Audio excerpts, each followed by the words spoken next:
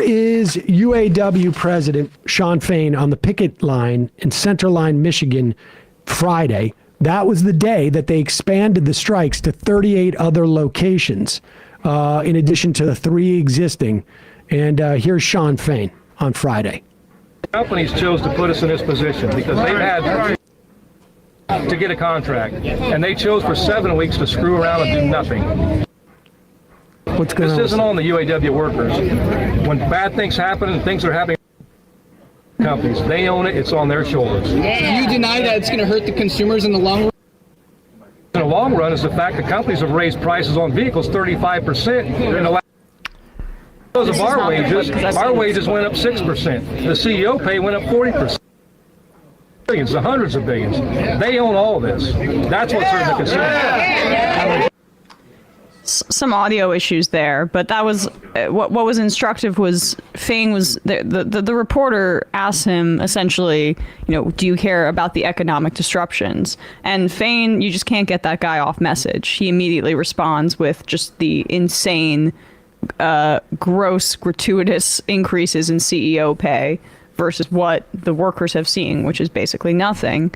And that issue, just to remind people, are the fact that these contracts were renegotiated, and workers took a haircut, a significant one, in the financial collapse in 2007, 2008, when the auto industry was in trouble, and they gave away the core of what provides more livable wages to that workforce, which is cost of living adjustments. The auto industry said, hey, don't worry, we'll get you back once we're out of this dark period. And they reneged on that promise every single step of the way. And that's what informs how they are standing so strong in these instances. Yep. Play it again so we get the audio clean, because it really is... this is the type of aggressiveness that I think has like the automakers sort of very much flat-footed, because they just don't have experience with a union leader who is being this aggressive. And look, there's not one thing that's going on in this era. There's a lot of things that are going on that are contributing to this. Shawn Fain is not just doing this on his own. It is a function of a more militant membership. It is a function of more militancy from other unions that are creating an environment. It's a function of a society that has a different perspective on union and labor management relationships. People coming out of COVID heighten that, but also, we're still seeing the echoes, I think, of the Occupy movements, and just broadly speaking, we're living in a different era. And each time a union leader does something like this and is able to address things like this, it becomes a sort of a feedback loop. Companies chose to put us in this position because they've had 8 weeks to get a contract, and they chose for 7 weeks to screw around and do nothing. They got serious in the last week. This isn't on the UAW workers. When bad things happen and things are happening right now, it's all because the companies. They own it. It's on their shoulders. Yeah. You deny that it's going to hurt the consumers in the long run? What's hurt the consumers in the long run is the fact that companies have raised prices on vehicles 35% in the last 4 years. It's not because of our wages. Our wages went up 6%. The CEO pay went up 40%. Profits have been in the billions, the hundreds of billions. They own all this. That's what's hurting the consumer. Companies chose to put us. And that was right after he had made the announcement, because you can tell by the camo shirt, unless he's got 2 of those, on Friday. Here, let's. What's amazing about what's going to happen today, I mean, there's 2 things, right? There's 2 parts of this story with Biden visiting this picket line. One is that it's the first time a president has visited a picket line in the history of the country, actively siding with labor. And we know from talking to different labor leaders what difference that makes. Just like at one point there was positive stuff, I think, out of the White House about what was going on in Bessemer, maybe. And, You had AOC eventually showing up with Amazon strikers, and you got people grilling Howard Schultz in the Senate. And all of the people that we've had on to discuss their labor organizing have said the same thing. It helps. I mean, how much it helps, it's hard to calculate, but it helps because so much of this is about solidarity and will by the workers to feel like they can defeat management and they can hold out, and management getting afraid that the workers are not about to collapse under the weight of this. And it's a big morale booster to know that the president is in your corner. And but what's amazing is if you look at the reporting about Trump and Biden, post that thing about from the Times. Trump to woo striking union members in Detroit, skipping the second GOP debate. Now, this was a couple of days ago. Yeah. What else do we have? Do we have more that show this? Yeah, you can. Do some more tear sheets of this, because I tweeted one out, Bradley. I'll send it to you. Yeah. There is a the media is trying to make an equivalence here. That you got two guys going out and showing support for union members and workers in Detroit. Yeah, this was actually from today. This is from today. The headline here, Biden, Trump to woo union workers in Michigan as auto strike. Both of them doing the same thing. Both of Yeah, them. that's Reuters. And then this is the third paragraph down. They write, Republican rival Donald Trump, the frontrunner to be his party's 2024 presidential candidate, will address hundreds of workers at a gathering at an auto supplier in a Detroit suburb on Wednesday. The supplier, Drake Enterprises, is a non-union manufacturer, according to a spokesman at the AFL-CIO. The headline says, again, Biden, Trump to woo union workers in Michigan as auto strikes grow. Now, as auto strikes grow, is at least like not as misleading as the Times thing, which had said striking workers. Yeah. This is just like auto strikes grow. But you could say that about anything. Sam Seder was on the Majority Report today as auto strikes grow. Now, I think if we did that headline on a YouTube, rightly, there would be a lot of people going like, dude, are you serious? Yeah. Are you trying to like somehow imply that you're involved in these auto strikes? Yeah. And Trump is not wooing union workers whatsoever. There are no union workers there. And in fact, it is clear that that at the very least, an organization that is known for promoting right to work policies, in other words, anti-union policies, is using their email list to get people to help with the event. Yeah. So like not the union workers, the anti-union. The union busting organization. I mean, we're still those details. That's kind of more rumors. A little bit. I don't know if it's necessarily been fully confirmed. I think the union has now confirmed it. Confirmed that they have found emails from these people. Well, but regardless, we know for one unequivocal fact that there are no union workers there. Right. This has nothing to do with the strikes. Also, Trump's been criticizing union leadership for Let's this entire time. go to this is Trump in 2008. Yep. Oh, this is a great clip. Oh, we got it. Yeah, this is him on some fine. This is him with Neil Cavuto Oh, on Fox Business News, I think it was, or maybe it was Fox News at that time that Cavuto was on. Here he is.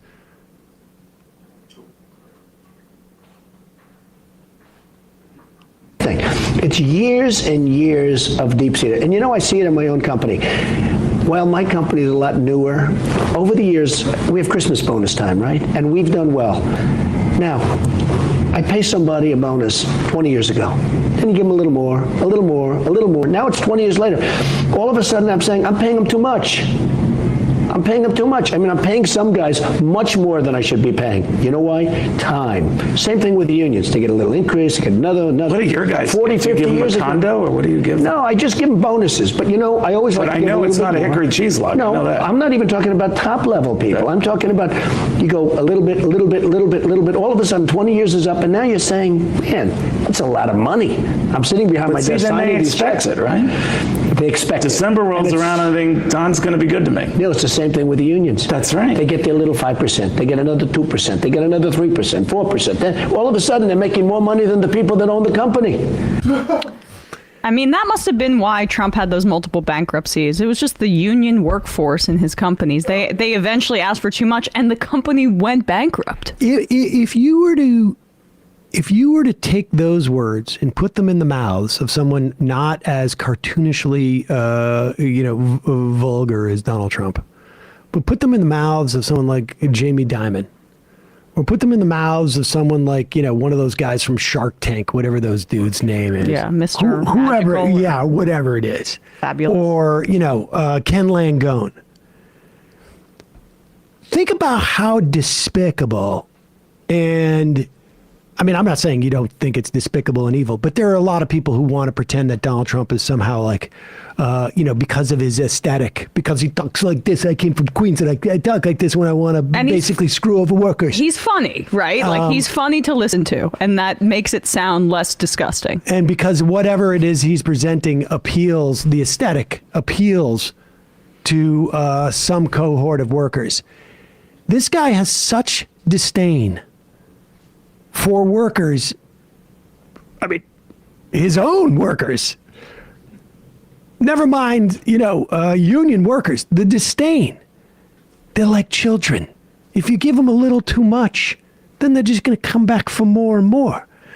There has never been a situation. I mean, it goes without saying, none of these union workers are making even remotely close to what the CEOs millions are of making. dollars. And to be honest, also, the amazing thing is that 8 years, 10 years ago that clip was from? 12 years ago? 12 years later, the CEO to worker ratio is just like still exponentially off the charts. I mean, and that was related to the UAW contract renegotiating, right? That renegotiation in the wake of the then. financial Yes. crisis Yes. in 2008. I mean, so this is a guy who has such incredible disdain for workers, but is somehow like given credit. It's Republican campaigning and people who are crypto Republican campaigners. Like, all they need to about- minimize the difference that the fundamental thing is, and everyone wants to get so fixated on voting, is there's one party that has a transactional relationship with unions and there's one party that has an adversarial one, and there are certain people that like to minimize that because it helps talk about It's all act like the aesthetics. parties are the Because same. of It's all aesthetics. Exactly. And I just want to also say, like, Alex Press, Luis, and I'm sorry, what's his last name? That labor notes? Felice Leon. Yes. They have been saying for days at this point that Trump's not going to the UAW stuff. Like, there doesn't seem to be any talks about that.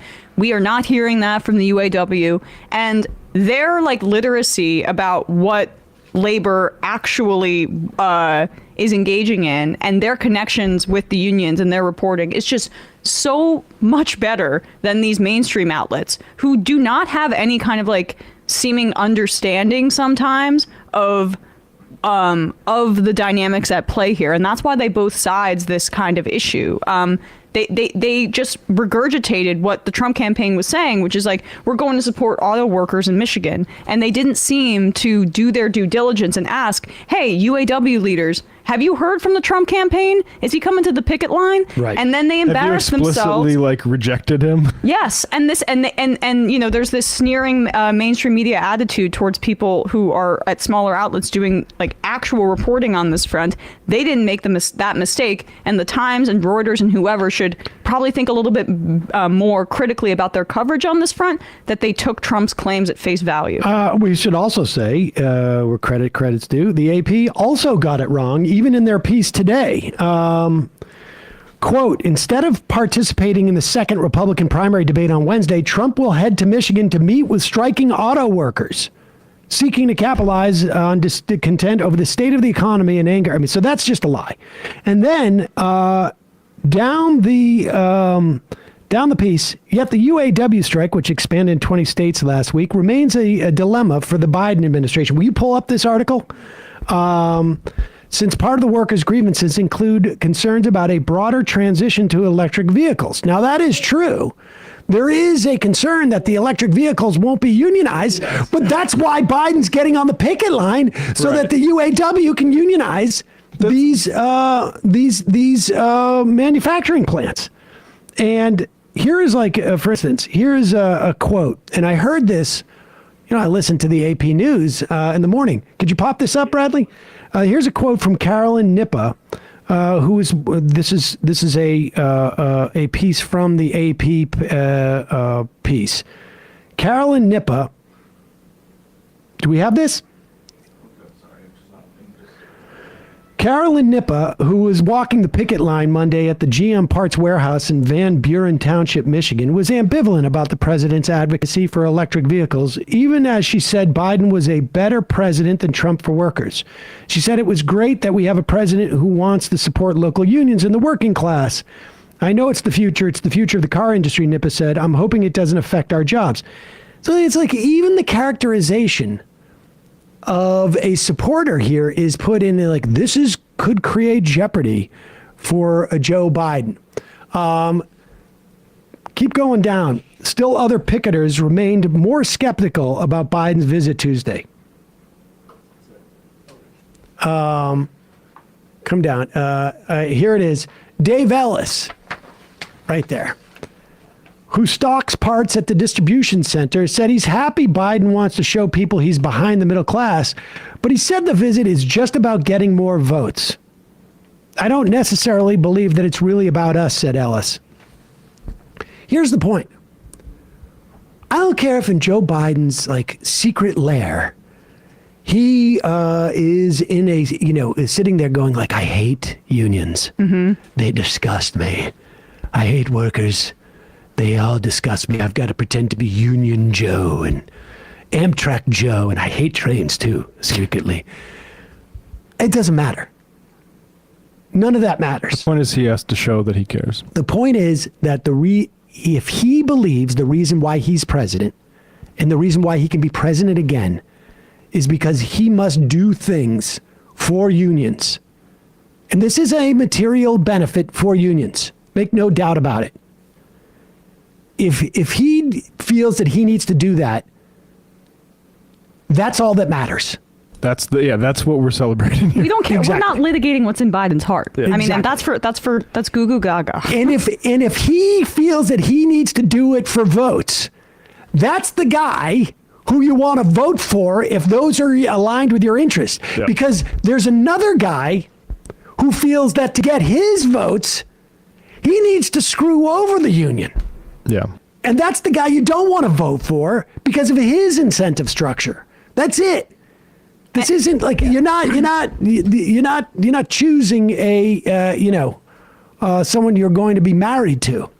It is also to strike an optimistic tone here as well. The fact that he does feel he needs to respond in this manner is a marked shift in Democratic Party consensus, a significant one. Yeah, I think it's probably one that's been coming. I think even Obama saying the comfortable shoes line was probably a sign that they knew where the direction was headed. Yeah, without a doubt. But even Obama staffed his cabinet with people that Citigroup recommended to him, yeah. and I don't have confirmation on this, but I've read enough to know that I think the Biden team, when he was vice president, didn't love some of the more elitist Harvard type people that were kind of pushing pro austerity stuff Biden has been in favor of that stuff before, but those are not the kind of people that Biden has been drawn to in his political career, like the Citigroup. Well, they were more Clintonites, I think, and now it probably had more to do with that than anything else. But it's a good thing, though, that Biden has kind of exorcised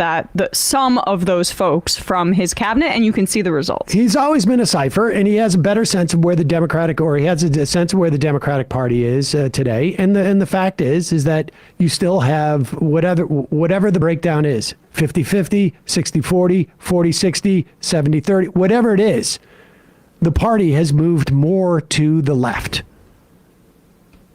And that same guy, Ellis, I don't necessarily believe that it's really about us, said Ellis, who argued that Trump would be a better president for the middle class than Biden. Middle class, huh?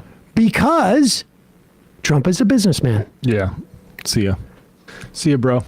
And now here's the it's not even clear that Dave Ellis is a member of the union. Maybe he is. He starts. I guess some more education in the union. Yeah, it's unclear, but maybe he is. But the point is, yeah, this is a failure by the media, by the union in this instance, by others to sort of educate, like, understand Donald Trump. We just played a clip of him being a businessman from 2009, 8. If you give a little bit too much to the workers, they're going to expect more. But he's consistent in that too. He was doing that through the campaign. He'll say stuff that like the media is surprised, like, "Ooh, look at that coming out of Republican mouth." But like when you ask him about like the labor market or whatever, he's always like, "Yeah, they're taking too much. We need to get that down." Too much. Also, like, you know, it just reminds me of a Alexander Coburn tweet, or not tweet, a quote. Yeah. The things we used to call tweets. Yeah. I've never taken the view that the mainstream press in the U.S. is to be redeemed. The rhetorical pose is always that the New York Times could be doing a better job, and so could the Washington Post, and then we would have a responsible press. My view is that the official corporate press is there to do a bad job. That's its function, and nobody should be surprised.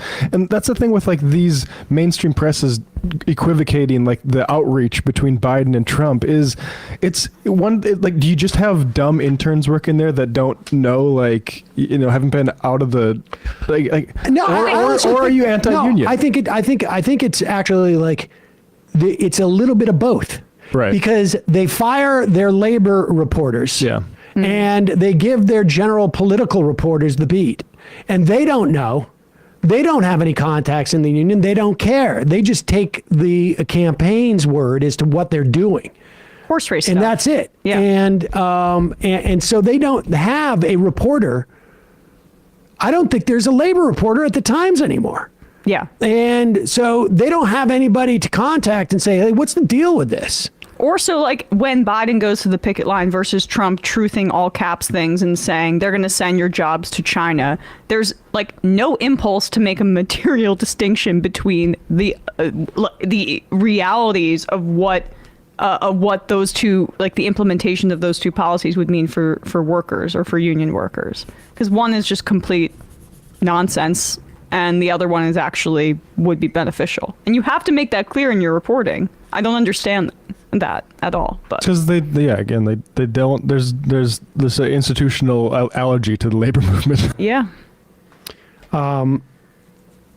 Hot labor doll says, "Don't forget Ben Rhodes' quote about lying, misleading journalists just out of college who don't know anything." Yeah. I mean, there's a lot of that too. Also, I just want to correct. I think Stephen Greenhouse is the New York Times labor reporter. No, There's not Noam anymore. Schreiber. He's not there anymore? No. Greenhouse has been gone for years. Well, then I am. Yes, he's former, yeah. Oh. Noam Schreiber is the reporter who covers workers in the workplace. Right And now. I'm correct my correction. As opposed to labor reporter, right? Like it's like It's the workplace. It's the workplace now. Like, you know, the beat's not exactly the same. It's more of It's more objective now, and that's Yeah. an improvement. Which is literally what, when the House changed hands from Democrat to Republican, I'll double check this, but I literally think they changed it from the House Education and Labor Committee to the House Education and Workforce Committee. So like that's the, you know, the little language game there.